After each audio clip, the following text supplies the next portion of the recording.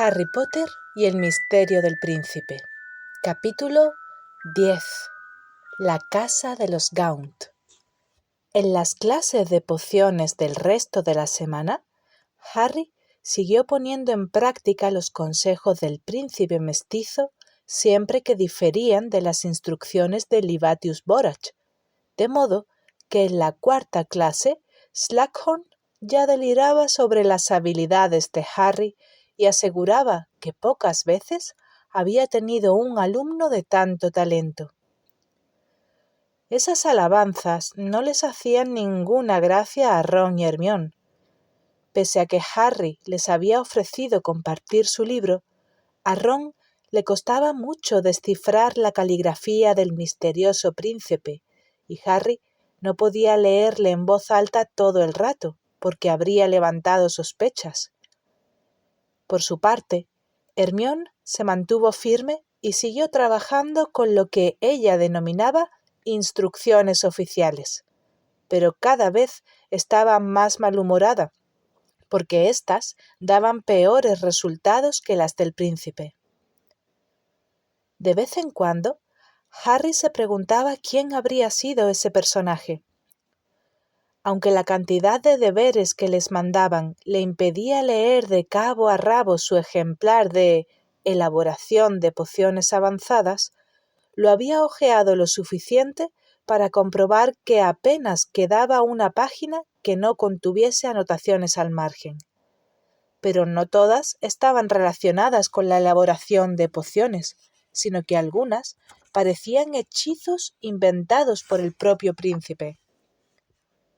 «O por ella», puntualizó Hermione, después de oír cómo Harry le exponía esas ideas a Ron en la sala común el sábado después de la cena.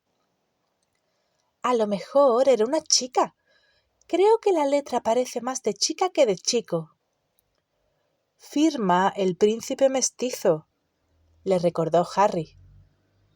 «¿Cuántas chicas conoces que sean príncipes?» Hermione no supo cómo rebatir ese argumento, así que se limitó a fruncir el entrecejo y retirar su redacción, Los principios de la rematerialización, del alcance de Ron, que intentaba leerla al revés. Harry miró la hora en su reloj y guardó el misterioso libro en su mochila. «Son las 8:05. ¿Tengo que irme o llegaré tarde a mi cita con Dumbledore?» «¡Oh!», exclamó Hermione agrandando los ojos. «Buena suerte. Te esperaremos levantados. Estamos ansiosos por saber qué quiere enseñarte». «¡Que te vaya bien!», dijo Ron, y los dos se quedaron mirando cómo Harry salía por el hueco del retrato.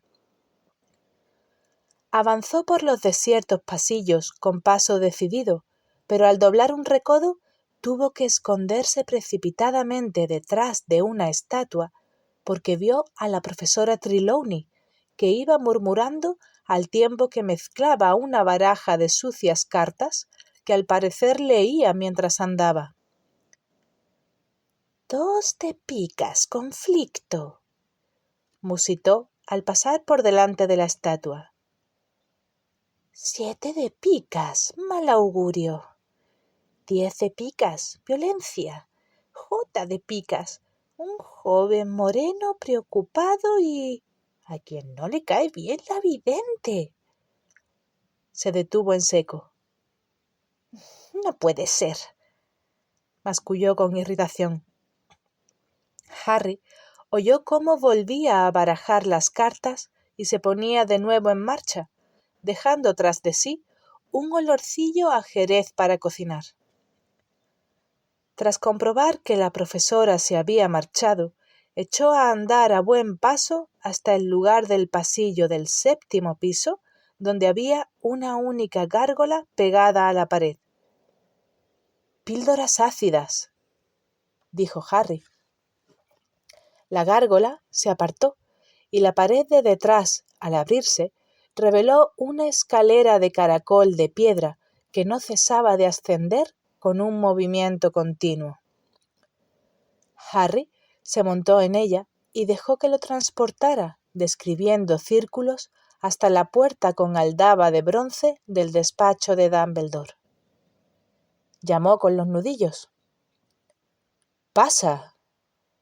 —Buenas noches, señor —saludó al entrar en el despacho del director. —Buenas noches, Harry. Siéntate —dijo Dumbledore sonriente—.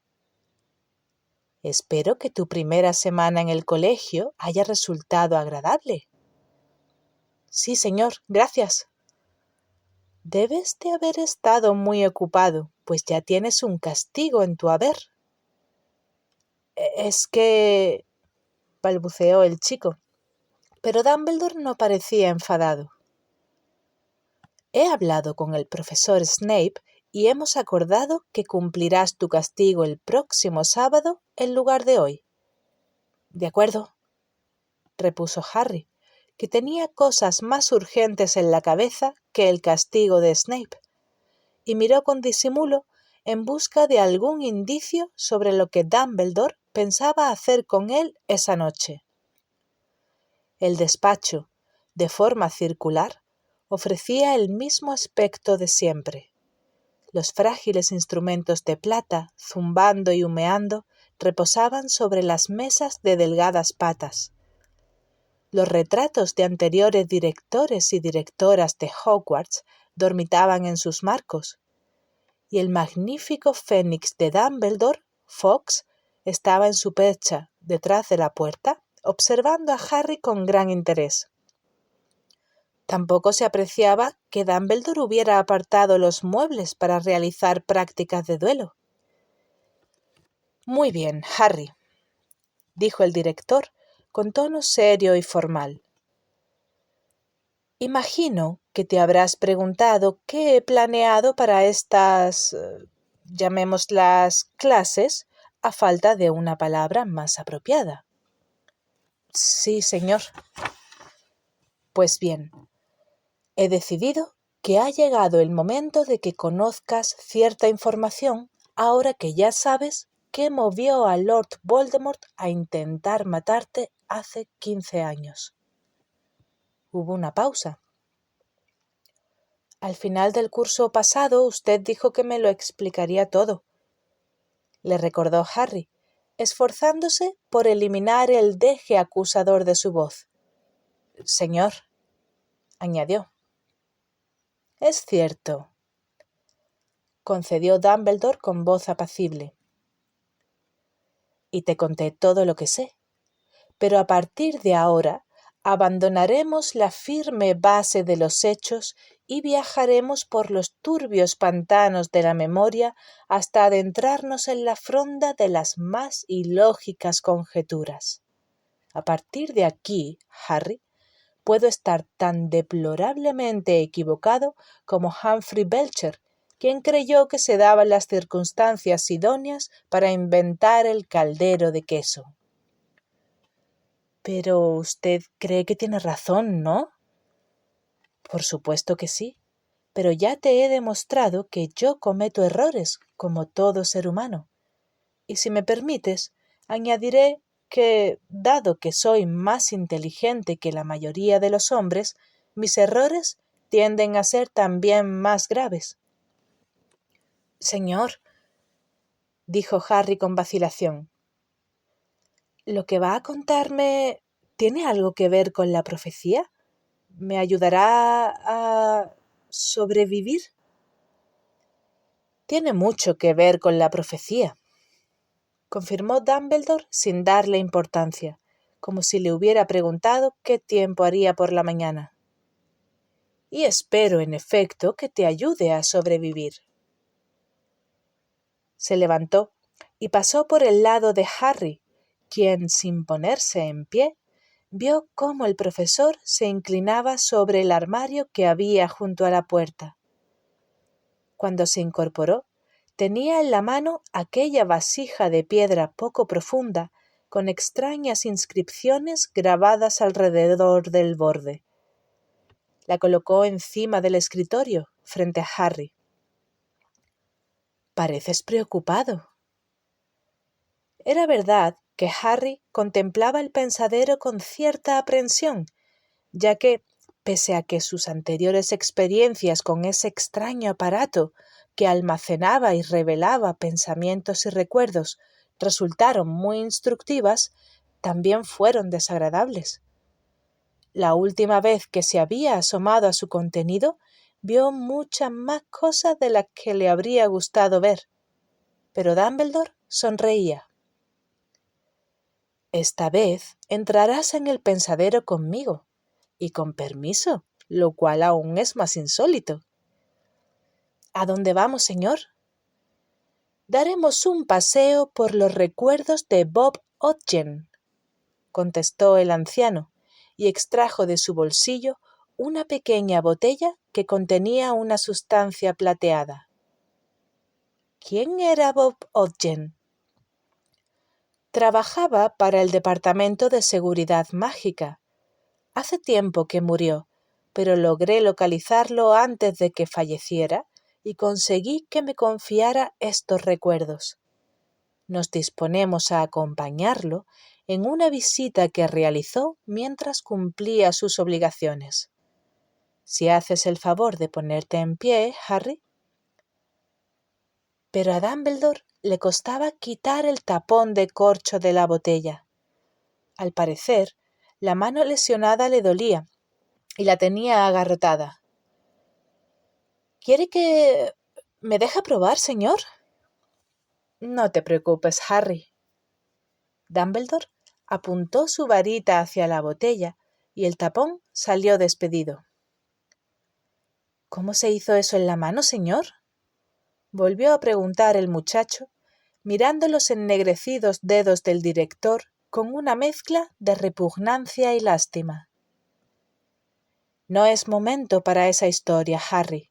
Todavía no. Ahora tenemos una cita con Bob Ogden. Vertió el plateado contenido de la botella, que no era ni líquido ni gaseoso, en el pensadero, donde empezó a arremolinarse y brillar. Tú primero, dijo Dumbledore, señalando la vasija. Harry se inclinó sobre el recipiente, respiró hondo y hundió la cara en la sustancia plateada. Notó que sus pies se separaban del suelo y empezó a caer por un oscuro torbellino hasta que de pronto se encontró parpadeando bajo un sol deslumbrante. Antes de acostumbrarse al resplandor, Dumbledore ya aterrizaba a su lado. Se hallaban en un camino rural bordeado de altos y enmarañados setos, bajo un cielo de verano tan azul e intenso como un no me olvides. Delante de ellos, a unos pocos metros, había un individuo regordete y de escasa estatura. Llevaba unas gafas gruesísimas que le reducían los ojos al tamaño de motitas y estaba leyendo un poste indicador que sobresalía entre las zarzas del lado izquierdo del camino.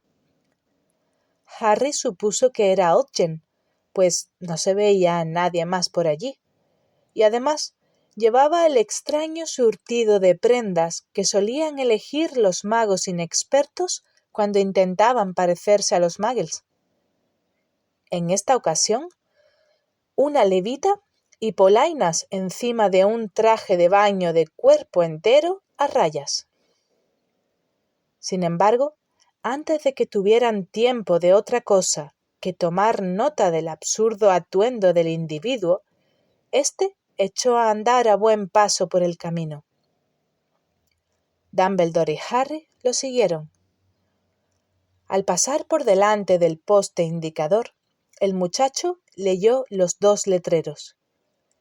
El que señalaba el camino por el que ellos habían llegado decía Gran Hangleton, 8 kilómetros. Y el que señalaba el camino tomado por Ogden indicaba Pequeño Hangleton, 2 kilómetros. Avanzaron un trecho sin ver otra cosa que setos, el inmenso cielo azul y la figura que iba delante de ellos agitando los faldones de la levita al andar. Al poco rato, el camino describió una curva hacia la izquierda y empezó a descender por la abrupta ladera de una colina para desembocar en un amplio valle. Harry divisó un pueblo, sin duda pequeño Hangleton, enclavado entre dos empinadas colinas, y distinguió la iglesia y el cementerio. Al otro lado del valle, en la ladera de la colina de enfrente, se erigía una hermosa casa solariega rodeada de una amplia extensión de césped verde y aterciopelado. Ogden, a su pesar, se había puesto a trotar debido a la pronunciada pendiente de la ladera. Dumbledore alargó el paso y Harry se apresuró para no quedarse rezagado. El muchacho dedujo que se dirigían a pequeño Hangleton y se preguntó, como había hecho la noche que visitaron a Slughorn, por qué no se habían aparecido más cerca del pueblo. Sin embargo, pronto descubrió que su deducción estaba equivocada, pues el camino torcía hacia la derecha, alejándose del pueblo. Se apresuraron, y al salir de la curva, vieron que los faldones de Ogden desaparecían por un hueco en el seto. Fueron tras el hombre por un estrecho sendero de tierra bordeado por setos aún más altos y espesos que los del camino anterior. Era un sendero tortuoso, pedregoso y lleno de baches. También descendía bruscamente y parecía conducir a un oscuro bosquecillo un poco más abajo. En efecto, poco después desembocó en él, y Dumbledore y Harry se detuvieron detrás de Ogden, que también se había detenido y sacado su varita. Pese a que no había ni una nube en el cielo, los añosos árboles proyectaban grandes y frescas sombras, y Harry tardó unos segundos en distinguir un edificio semioculto entre la maraña de troncos. Le pareció un lugar muy extraño para construir una casa, o, en cualquier caso, una extraña decisión la de permitir que los árboles crecieran tan cerca de ella, tapando la luz y la panorámica del valle que se extendía más allá. Se preguntó si allí viviría alguien, puesto que las paredes estaban recubiertas de musgo y se habían caído tantas tejas que en algunos sitios se veían las vigas. Además, el edificio estaba rodeado de ortigas que llegaban hasta las pequeñas ventanas, perdidas de mugre. Con todo, cuando Harry acababa de deducir que allí no podía vivir nadie, una chirriante ventana se abrió y por ella salió un delgado hilo de vapor o humo, como si dentro estuvieran cocinando. Ogden avanzó sigilosamente y le pareció a Harry con cautela. Cuando las oscuras sombras de los árboles se deslizaron sobre la figura del hombre, éste volvió a detenerse y se quedó mirando la puerta de la casa, donde alguien había clavado una serpiente muerta. Entonces se oyó una especie de chasquido y un individuo cubierto de harapos saltó del árbol más cercano y cayó de pie delante de Ogden, que pegó un brinco hacia atrás con tanta precipitación que se pisó los faldones y tropezó. «Tu presencia no nos es grata». El hombre tenía una densa mata de pelo, tan sucio que no se sabía de qué color era. Le faltaban varios dientes y sus ojos, pequeños y oscuros, bizqueaban. Habría podido parecer cómico, pero el efecto que producía su aspecto era aterrador, y a Harry no le extrañó que Ogden retrocediera unos pasos más antes de presentarse. «Buenos días. Me envía el Ministerio de Magia». «Tu presencia no nos es grata». Oiga, lo siento, pero no le entiendo, repuso Ogden con nerviosismo. Harry pensó que Ogden debía de ser muy corto de luces. El desconocido se estaba expresando con toda claridad, y por si fuera poco, blandía una varita mágica en una mano y un cuchillo corto y manchado de sangre en la otra. Tú sí lo entiendes, ¿verdad, Harry?, susurró Dumbledore. Pues sí, claro, contestó, sorprendido por la pregunta. ¿Cómo es que Ogden no...? Pero entonces volvió a fijarse en la serpiente clavada en la puerta, y de pronto lo comprendió. Habla Parcel, ¿verdad? Exacto. Dumbledore asintió con la cabeza y sonrió. El hombre que iba cubierto de harapos echó a andar hacia Ogden. Mire, empezó éste, pero era demasiado tarde. Se oyó un golpe sordo y Ogden cayó al suelo, cubriéndose la nariz con las manos. Entre sus dedos se escurría un pringue asqueroso y amarillento. ¡Morfin!, gritó una voz. Un anciano salió a toda prisa de la casa y cerró de un portazo, por lo que la serpiente quedó oscilando de forma macabra. Era un individuo más bajo que el primero y muy desproporcionado. Tenía hombros muy anchos y brazos muy largos, lo cual, sumado a sus relucientes ojos castaños, al áspero y corto cabello y al rostro lleno de arrugas, lo hacía parecer un mono viejo y fornido. Se paró delante del hombre que empuñaba el cuchillo, que se había puesto a reír a carcajadas al ver a Ogden tendido en el suelo. «Del ministerio, ¿eh?», dijo el anciano, observándolo con ceño. «Correcto», asintió Ogden furioso mientras se limpiaba la cara. «Y usted es el señor Gaunt, ¿verdad?». «El mismo. Le ha dado en la cara, ¿no?». «Pues sí», se quejó Ogden. «Debió advertirnos de su presencia, ¿no cree?», le espetó Gaunt. «Esto es una propiedad privada. No puede entrar aquí como si tal cosa y esperar que mi hijo no se defienda». «¿Que se defienda de qué, si no le importa?», preguntó Ogden al tiempo que se levantaba. «De entrometidos, de intrusos, de muggles e indeseables». Ogden se apuntó la varita a la nariz, de la que todavía rezumaba una sustancia que parecía pus, y el flujo se interrumpió al instante. Gaunt le ordenó a su hijo: «Entra en la casa, no discutas». Harry, ya prevenido, reconoció la lengua Parcel, y además de entender lo que Gaunt había dicho, también distinguió el extraño silbido que debió de oír Ogden.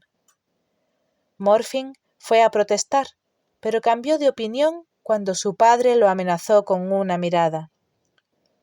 Echó a andar pesadamente hacia la casa con un curioso bamboleo y cerró de un portazo detrás de él, de modo que la serpiente volvió a oscilar de forma siniestra. «He venido a ver a su hijo, señor Gaunt», explicó Ogden mientras se limpiaba los restos de pus de la levita. «Ese era Morfin, ¿verdad?». «Sí, es Morfin», corroboró el anciano con indiferencia. «¿Es usted sangre limpia?», preguntó con tono belicoso. «Eso no viene al caso», repuso Ogden con frialdad, y Harry sintió un mayor respeto por él. Al parecer, Gaunt no opinaba lo mismo. Escudriñó a su interlocutor con los ojos entornados y masculló con un tono claramente ofensivo. «Ahora que lo pienso, he visto narices como la suya en el pueblo». «No lo dudo», sobre todo si su hijo ha tenido algo que ver, replicó Ogden. ¿Qué le parece si continuamos esta discusión dentro? ¿Dentro? Sí, señor Gaunt, ya se lo he dicho. Estoy aquí para hablar de Morfin. Enviamos una lechuza. No me interesan las lechuzas, le cortó Gaunt. Yo no abro las cartas. Entonces no se queje de que sus visitas no le adviertan de su llegada, replicó Ogden con aspereza. He venido con motivo de una grave violación de la ley mágica cometida aquí a primera hora de la mañana. Está bien, bramó Gaunt. Entre en la maldita casa, para lo que le va a servir. La vivienda parecía tener 3 habitaciones, pues en la habitación principal, que servía a la vez de cocina y salón, había otras 2 puertas.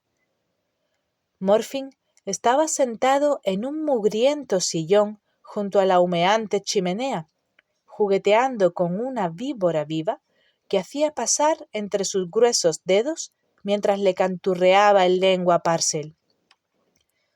Silba, silba, pequeño reptil, arrástrate por el suelo, pórtate bien con Morfin o te clavo en el alero. Algo se movió en un rincón junto a una ventana abierta, y Harry advirtió que había otra persona en la habitación. Una chica cuyo andrajoso vestido era del mismo color que la sucia pared de piedra que tenía detrás. Se hallaba de pie al lado de una cocina mugrienta y renegrida, sobre la que había una cazuela humeante, manipulando los asquerosos cacharros colocados encima de un estante. Tenía el cabello lacio y sin brillo, la cara pálida, feucha y de toscas facciones, y era bizca como su hermano. Parecía un poco más aseada que los 2 hombres, pero Harry pensó que nunca había visto a nadie con un aspecto tan desgraciado. «Mi hija, Mérope», masculló Gaunt al ver que Ogden miraba a la muchacha con gesto inquisitivo. «Buenos días», la saludó Ogden. Ella no contestó y se limitó a mirar cohibida a su padre. Luego se volvió de espaldas a la habitación y siguió cambiando de lugar los cacharros del estante. «Bueno, señor Gaunt», dijo Ogden, «iré directamente al grano. Tenemos motivos para creer que la pasada madrugada su hijo Morfin realizó magia delante de un Muggle. Se oyó un golpe estrepitoso. A Mérope se le había caído una olla. «¡Recógela!», le gritó su padre. «Eso es. Escarba en el suelo como una repugnante Muggle. ¿Para qué tienes la varita, inútil saco de estiércol?» «Por favor, señor Gaunt», se escandalizó Ogden. Mérope, que ya había recogido la olla, se ruborizó y la cara se le cubrió de manchitas rojas. Entonces volvió a caérsele. Desesperada, se apresuró a coger su varita con una mano temblorosa, apuntó hacia la olla y farfulló un rápido e inaudible hechizo que hizo que el cacharro rodase por el suelo, golpeara contra la pared de enfrente y se partiera por la mitad. Morfin soltó una carcajada salvaje y Gaunt gritó: «¡Arréglala, pedazo de zopenca! ¡Arréglala!». Mérope se precipitó dando traspiés, pero antes de que pudiera apuntar su varita, Ogden elevó la suya y dijo: «¡Reparo!», con lo que la olla se arregló al instante. Por un momento pareció que Gaunt iba a reñirlo, pero se lo pensó mejor y prefirió burlarse de su hija. «Tienes suerte de que esté aquí este amable caballero del ministerio, ¿no te parece? Quizá él no tenga nada contra las asquerosas squibs como tú y me libre de ti. Sin mirar a nadie ni dar las gracias a Ogden, Mérope, muy agitada, recogió la olla y volvió a colocarla en el estante. A continuación se quedó quieta, con la espalda pegada a la pared entre la sucia ventana y la cocina, como si no deseara otra cosa que fundirse con la piedra y desaparecer. «Señor Gaunt», volvió a empezar Ogden, «como ya le he dicho el motivo de mi visita». «Ya le he oído». «¿Y qué? Morfin le dio su merecido a un muggle. ¿Qué pasa, Morfin ha violado la ley mágica», dijo Ogden con severidad. «Morfin ha violado la ley mágica». Gaunt lo imitó con tono pomposo y cantarín. Su hijo volvió a reír a carcajadas. «Le dio una lección a un sucio muggle. ¿Es eso ilegal?» «Sí, me temo que sí». Sacó de un bolsillo interior un pequeño rollo de pergamino y lo desenrolló. «¿Qué es eso? ¿Su sentencia?», preguntó Gaunt, elevando la voz, cada vez más alterado. «Es una citación del ministerio para una vista». «¿Una citación? ¡Una citación! ¿Y usted quién se ha creído que es para citar a mi hijo a ninguna parte?» «Soy el jefe del grupo de operaciones mágicas especiales». «Y nos considera escoria, ¿verdad?», le espetó Gaunt, avanzando hacia Ogden y señalándolo con un sucio dedo de uña amarillenta. «Una escoria que acudirá corriendo cuando el ministerio se lo ordene, ¿no es así? ¿Sabe usted con quién está hablando, roñoso sangre sucia?» «Tenía entendido que con el señor Gaunt», respondió Ogden, receloso pero sin ceder terreno. «¡Exacto!», rugió. Por un momento, Harry pensó que Gaunt hacía un gesto obsceno con la mano, pero entonces se dio cuenta de que estaba mostrándole a Ogden el feo y voluminoso anillo que llevaba en el dedo corazón, agitándoselo ante los ojos. «¿Ve esto? ¿Lo ve? ¿Sabe qué es? ¿Sabe de dónde procede?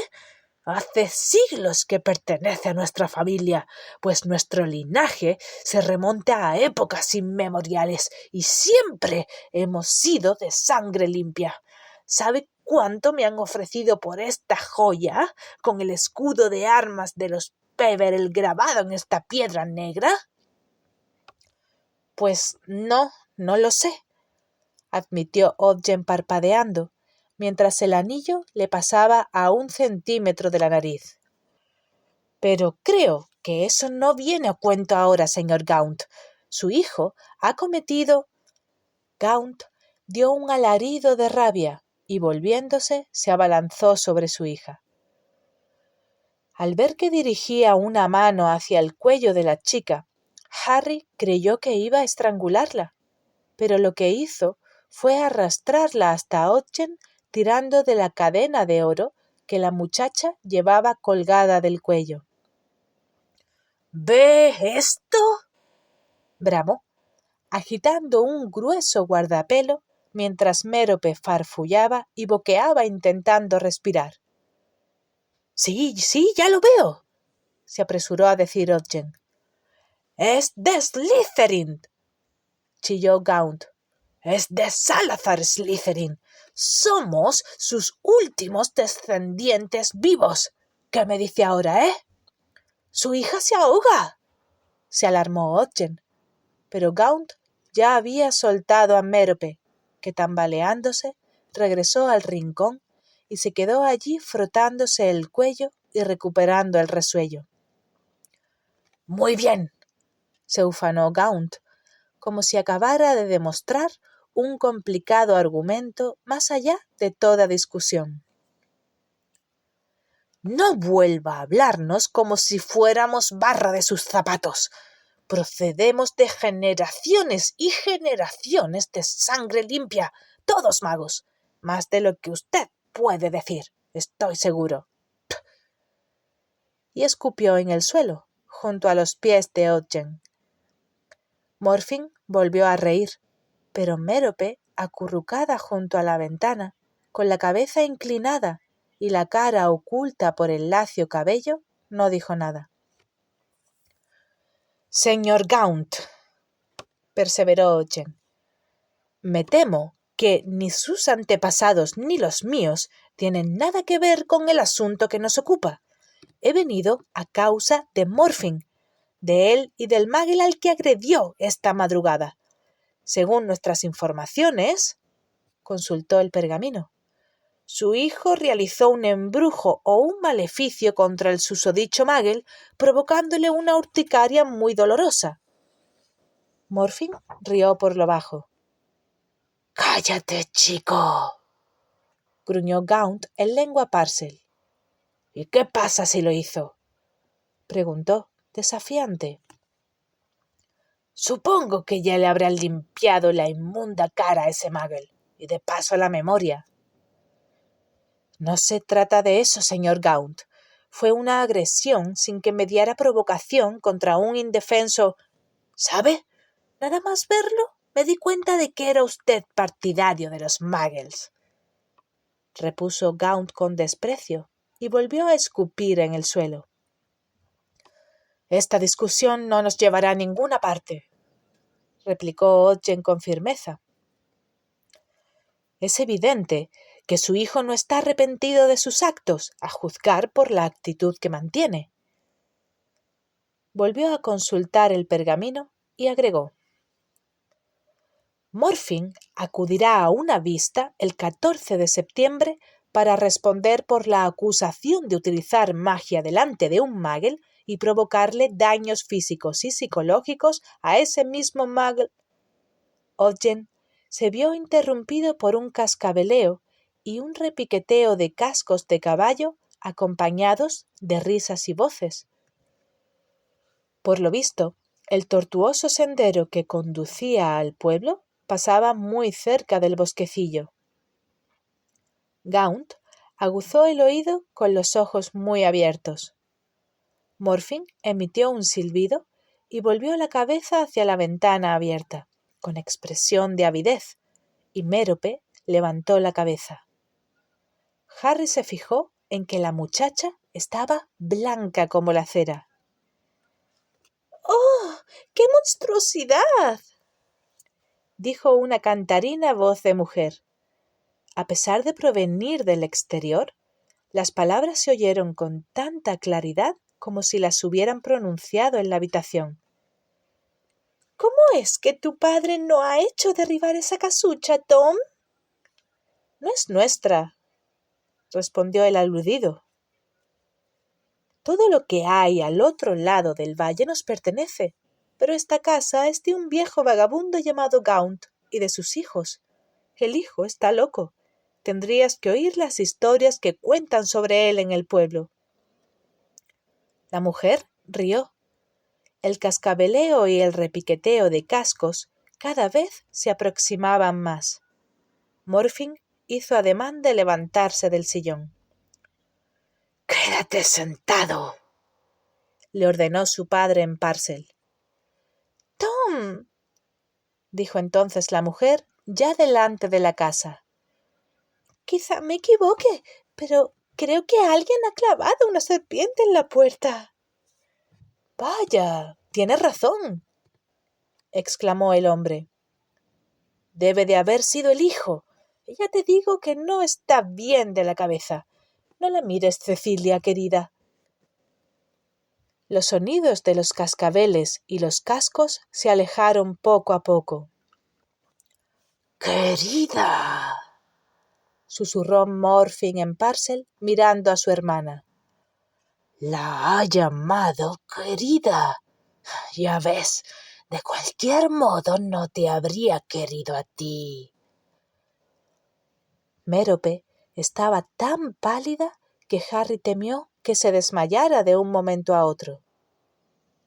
«¿Cómo?», dijo Gaunt con aspereza, mirando primero a su hijo y luego a su hija. ¿Qué acabas de decir, Morfin? Le gusta mirar a ese Muggle, explicó Morfin, contemplando con maldad a su hermana, que estaba aterrorizada. Siempre sale al jardín cuando él pasa y lo espía desde detrás del seto, ¿verdad? Y anoche... Mérope sacudió la cabeza con brusquedad e imploró silencio, pero Morfin prosiguió sin piedad. Anoche se asomó a la ventana para verlo cuando volvía a su casa, ¿verdad? ¿Que te asomaste a la ventana para ver a un Muggle? Dijo Gaunt sin levantar la voz.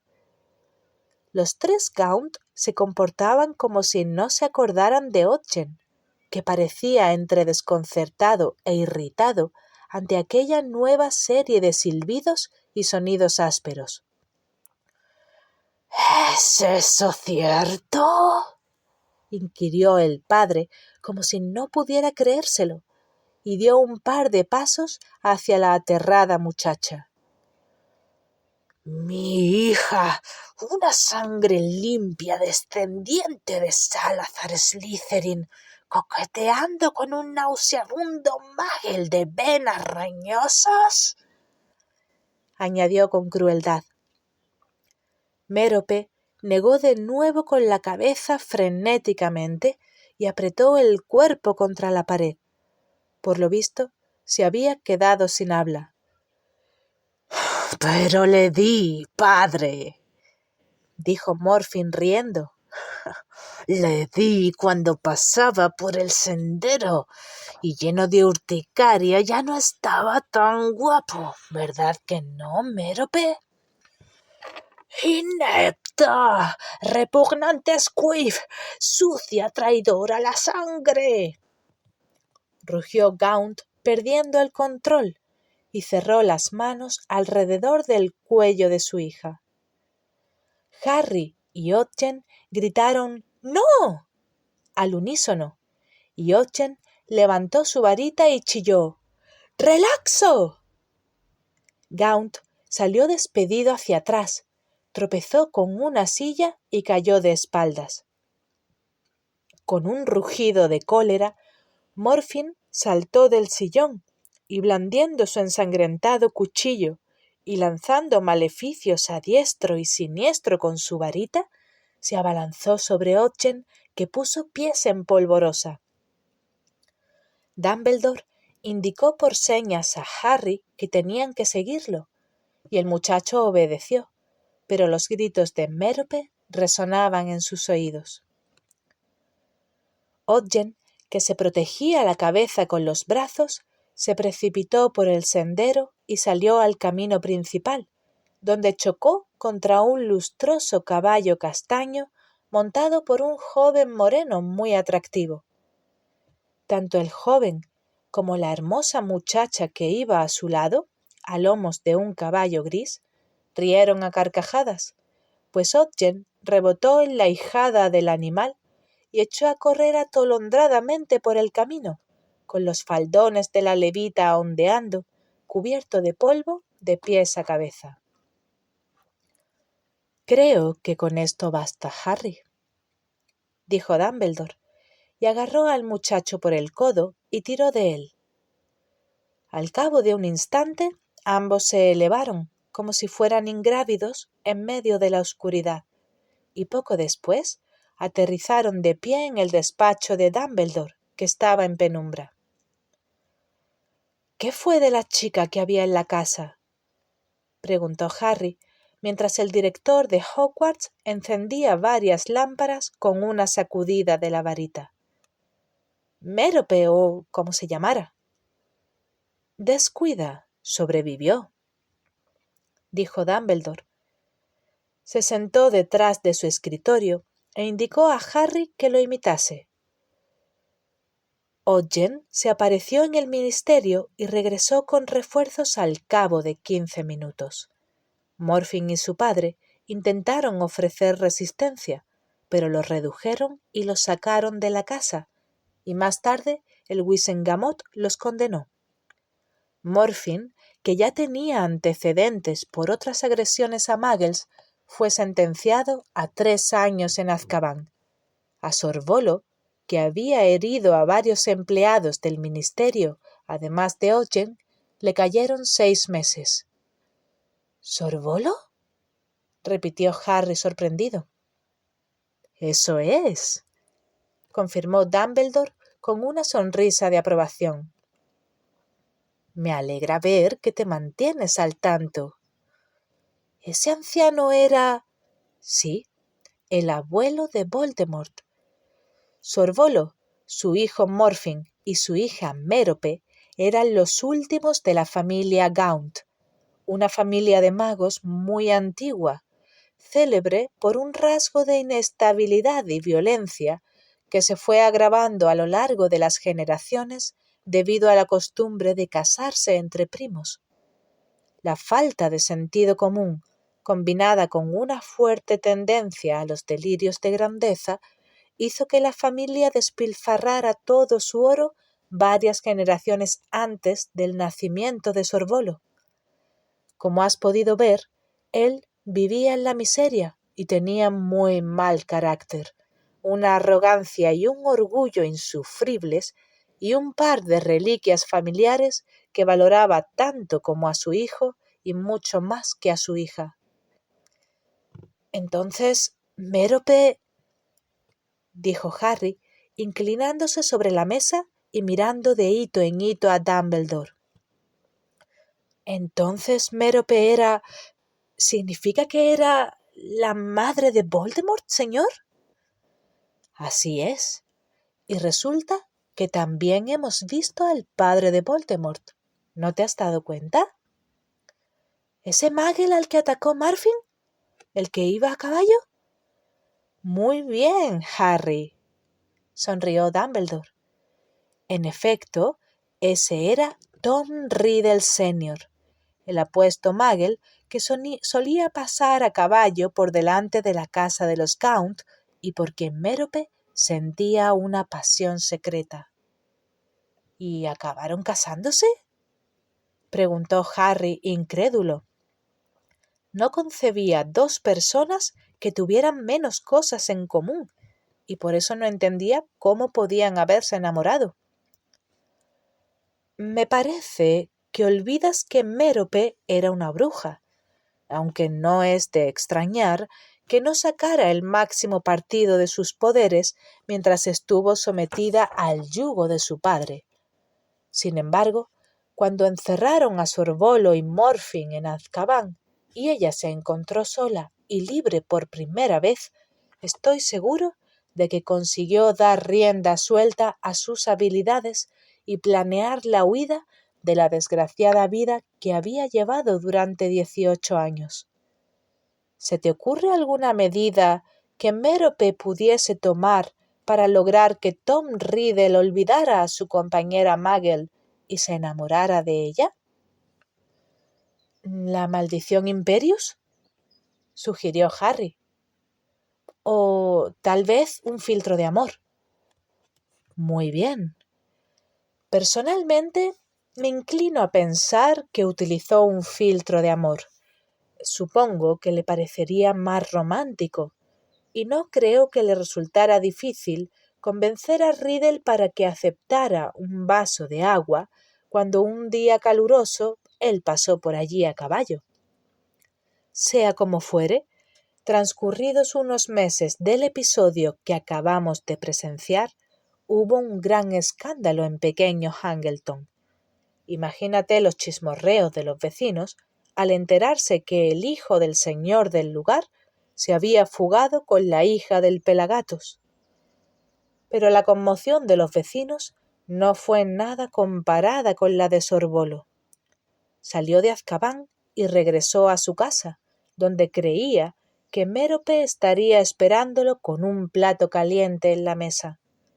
En cambio, lo que encontró fue una capa de polvo en toda la vivienda y una nota de despedida en la que la muchacha explicaba lo que había hecho. Según mis averiguaciones, a partir de ese día, Sorvolo nunca volvió a mencionar el nombre ni la existencia de su hija. El trastorno que le produjo su abandono quizá contribuyó a su prematura muerte, o quizá ésta se debió a que, sencillamente, no sabía alimentarse adecuadamente por sí solo. Sorvolo se había debilitado mucho en Azkaban y al final murió antes de que Morfin regresara al hogar. ¿Y Mérope? Ella también murió, ¿verdad? ¿No se crió Voldemort en un orfanato? Sí, así es, corroboró Dumbledore. De modo que hemos de hacer algunas conjeturas, aunque no es difícil deducir lo que sucedió. Verás, unos meses después de la boda de los dos fugitivos, Tom Riddle se presentó un buen día en la casa solariega de pequeño Hangleton sin su esposa. Por el pueblo corrió el rumor de que el joven aseguraba que Mérope lo había seducido y embaucado. Está claro que con eso se refería a que había estado bajo el influjo de un hechizo del que ya se había librado, pero supongo que no se atrevió a decirlo con esas palabras por temor a que lo tomaran por tonto. Con todo, cuando los vecinos se enteraron de lo que Tom contaba, supusieron que Mérope le había mentido, fingiendo que iba a tener un hijo suyo, y que él había consentido en casarse con la bruja por ese motivo. Pero es verdad, tuvo un hijo suyo. Sí, pero no dio a luz hasta un año después de casada.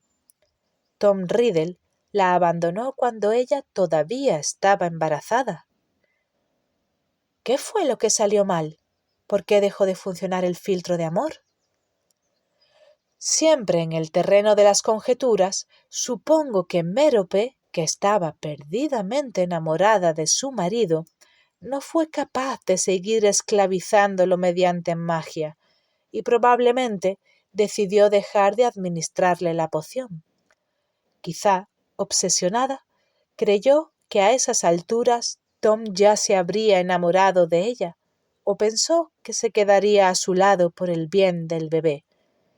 En ambos casos se equivocaba. Él la abandonó y nunca volvió a verla ni se molestó en saber qué había sido de su hijo. El cielo se había puesto completamente negro y las lámparas del despacho parecían iluminar más que antes. Bien, ya es suficiente por esta noche, Harry, determinó el director de Hogwarts tras una breve pausa. Sí, señor. El muchacho se levantó, pero aún hizo otra pregunta.